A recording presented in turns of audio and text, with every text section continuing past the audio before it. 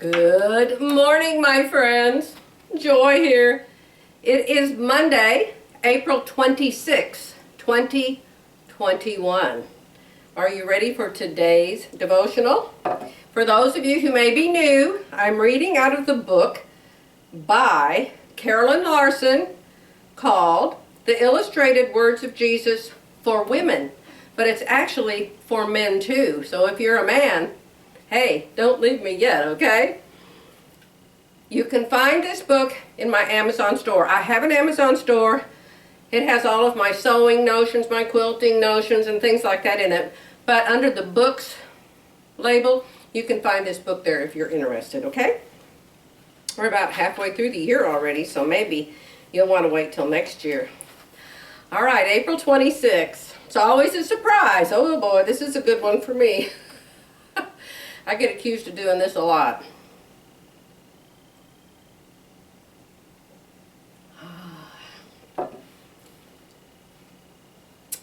No judging.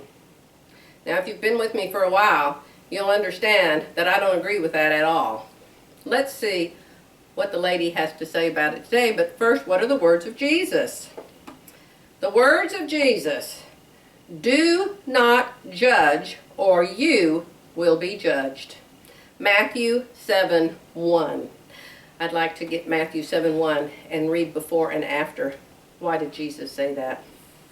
How do you feel when someone makes a judgment about you, fairly or unfairly? I actually don't mind if it's fair. Probably not good. Maybe even angry. Maybe you're even tempted to judge that person right back. Absolutely. You always want to counterattack. Always. But as we mature in our relationship with the Lord, we learn to return kindness for evil, blessing for cursing. And oh, does it set us free. We don't have to be like those people. Okay, let's see what else she said. Having an opinion is one thing, judging is another. Jesus says not to judge. You probably don't have all the information. You don't know the situation, motivation. Actually, it's just not your place to judge. It's your place to love. After all, that's what Jesus taught. It's hard to judge someone and love them at the same time. If you do, Jesus says you will be judged yourself by God. Okay, the first thing I'm going to do is get my Bible and see what Matthew 7:1 and on says. This is my big print Bible, so I can see it. Let's go to Matthew 7. Matthew, Mark, Luke, John. I used to know all the chapters in the whole Bible. All the chapters. I won a statue in Bible school when I was, I don't know, 11, 12, something like that. We had to memorize an entire chapter in the Bible. And there was this other girl, her name was Janice Peaver, and she wanted to win that statue so bad, and I kind of didn't like her. She was kind of a braggart type. And I thought, well, I'm going to win that statue so she doesn't get it. Yeah, I wasn't that mature then. So I memorized the whole thing, and I won the little statue.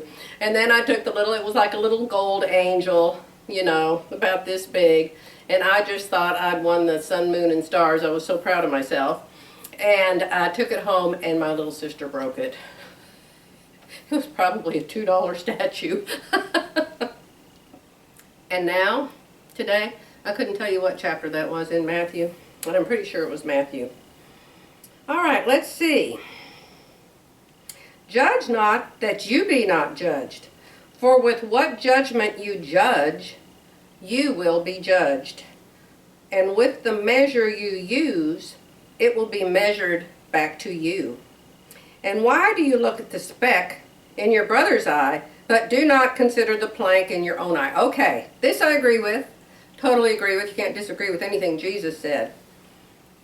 But there's another kind of judgment where you judge a person's action to determine whether you want to be involved in those actions, okay? That's the kind of judgment I believe Jesus had, and the kind of judgment Jesus wants us to have. He says, resist the devil, and he will flee from you. Well, how can you resist the devil if you can't recognize the devil? If you can't make a judgment, oh, that's from the devil.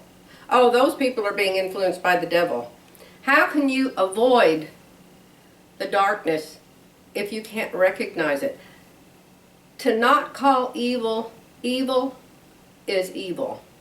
So there's that kind of judgment, which I consider a completely different department than judging another person and why and how they do what they do. It's been a very hard lesson for me to learn, but I have learned it, and I try to practice it every day. Okay, dear ones, I'll be back tomorrow. I never look to see what the day's devotional is going to be until I open it up and share it with you. So, come back tomorrow, and let's visit again.